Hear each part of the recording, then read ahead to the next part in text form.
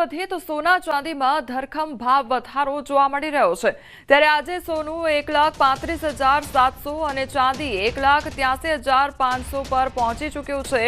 રોકાણકારો માટે ખુશખુશાલ, કારણ કે જે સોના ચાંદીના ભાવમાં ધરખમ વધારો જોવા મળી રહ્યો છે। અને આજના ભાવની જો વાત કરવામાં આવે તો આજે સોનું 1,35,700 પર પહોંચ્યું છે, જ્યારે ચાંદીનો ભાવ 1,83,500 પર પહોંચી ગયો છે।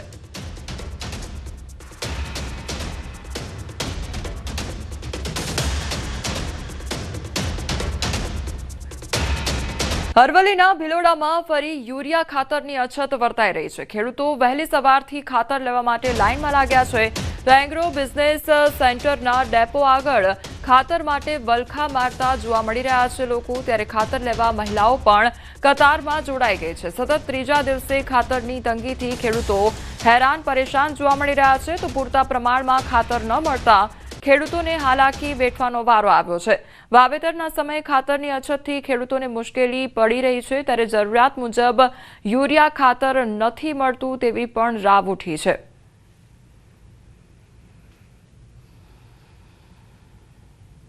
અમારે સવારે 7 વાગ્યાથી આવેલા છે ખાતર લેવા, પણ ખાતર અમને મળતું નથી। અમારે 4 થેલીનું ખાતર જોઈએ, પણ 3 થેલી આપે છે।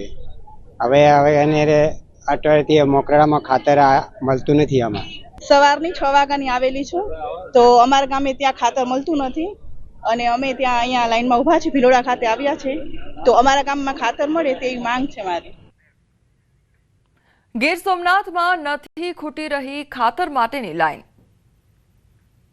ચાલુ વર્ષે જાણે ગીર સોમનાથ જિલ્લાના ખેડૂતોની માઠી દશા બેઠી હોય તેમ પાક નુકસાનીની સહાયથી લઈને ખાતર બિયારણ સહિતની લાંબી કતારો જોવા મળી રહી છે। ગીર સોમનાથના માવઠાના કહેર બાદ ખેડૂતો હવે ખાતર માટે હેરાન થઈ રહ્યા છે। પહેલા ડીઓપી ખાતર માટે રજળપાટ કરી હવે યુરિયા ખાતર માટે વલખા મારી રહ્યા છે। સાથે જ સૂત્રાપાડાના પ્રાચીમાં ઘઉં, બાજરી, ચણા સહિતના પાક માટે ખાતરની જરૂરિયાત છે। તેથી ખેડૂતો ખાતર માટે લાંબી કતારો લગાવી રહ્યા છે, પરંતુ પૂરતું ખાતર મળતું નથી। જો કે ડેપો મેનેજરના જણાવ્યા મુજબ ખાતર પૂરતા પ્રમાણમાં મળી રહ્યું છે, પરંતુ ખેડૂતો ખોટી ઉતાવળ કરી અને લાંબી કતારો લગાવી રહ્યા છે।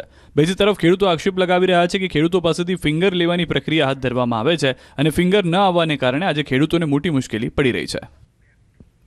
રાજકોટમાં જન્મ મરણના દાખલા માટે લાંબી કતાર જોવા મળી રહી છે। જન્મ મરણ નોંધણી શાખામાં અરજદારોની ભીડ જોવા મળી રહી છે, તો અધિકારીઓ બીએલએની કામગીરી સોંપતા હાલાકી વેઠવાનો વારો આવ્યો છે। તો રાજકોટના દ્રશ્યો સામે આવ્યા છે કે જ્યાં જન્મ મરણના દાખલા માટે હવે લોકોની લાંબી કતાર જોવા મળી રહી છે। જન્મ મરણ નોંધણી શાખામાં અરજદારોની ભારે ભીડ જોવા મળી રહી છે, તો અધિકારીઓ બીએલઓની કામગીરી સોંપાતા હવે હાલાકી વેઠવાનો વારો આવ્યો છે। રાજકોટના ગોંડલમાં 4 કેન્દ્ર પર મગફળી ખરીદી બંધ અને જામવાડી તેમજ બિલિયાળા અને કોલીથડ સહિતના કેન્દ્ર બંધ હાલતમાં। ત્યારે જિગીશા પટેલના વિરોધમાં ખરીદી બંધ કરવામાં આવી છે। ખોટી રીતે દખલગીરી કરતા હોવાનો સંચાલકો દ્વારા આરોપ લગાવવામાં આવ્યો છે। 2 દિવસ પહેલા જિગીશા પટેલ ખરીદ કેન્દ્ર પર પહોંચ્યા હતા। એક યુવાનને બાર મારવાના આક્ષેપો પણ લાગ્યા હતા અને સરપંચ તેમજ ગણેશના માણસો પર મારવાના આક્ષેપો કરવામાં આવ્યા છે।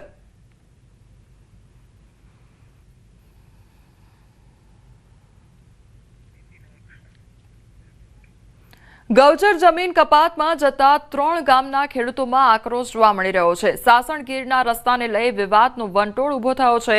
મેંદરડાથી સાસણ જતા સ્ટેટ હાઈવેને પહોળો કરવામાં જતી કપાત જમીનને લઈ વિવાદ સર્જાયો છે। ત્યારે ગુંદાળા, ઝીંઝુડા અને નતાડિયા તેમજ અનેક ગામના લોકોએ વન વિભાગને જમીન ન આપવાની માંગ સાથે વિરોધ નોંધાવ્યો છે।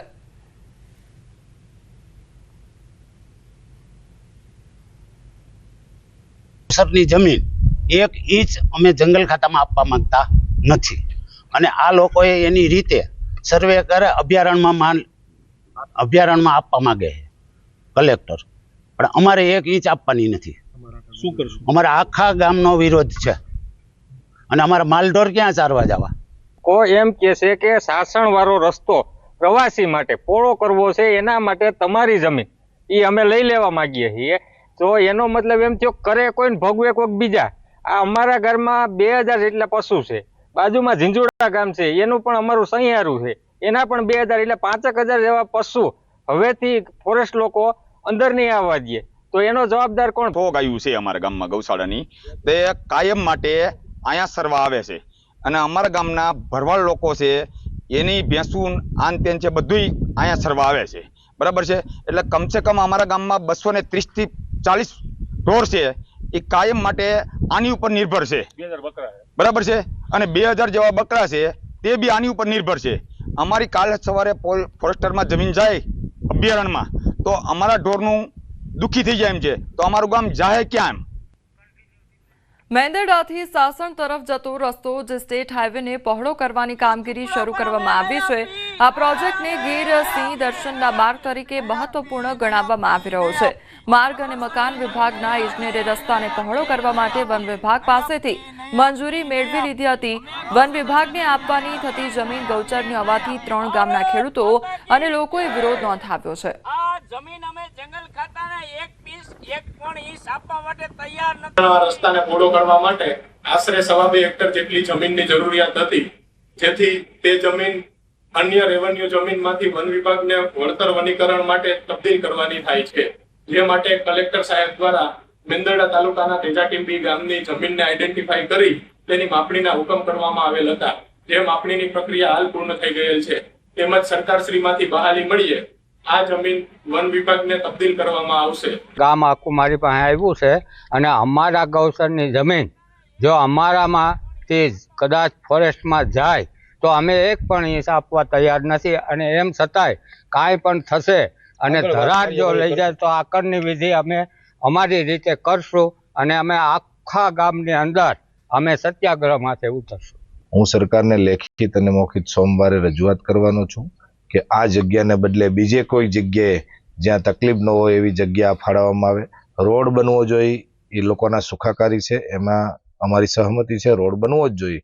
પણ આ જગ્યા જે છે એ ગૌસર છે, આજુબાજુના 5 ગામોની ગાયો જ્યાં સરતી હોય એ એક જ ગૌસર એવું છે કે ત્યાં સામાન્ય રીતે લોકો ગૌસરો ગાયો ચરાવતા હોય અને એ જ્યાં ધાર આપી દેવાની વાત હોય તો ત્યાં ફોરેસ્ટની હદ વધી જતી હોય ત્યારે આજુબાજુના ગામોને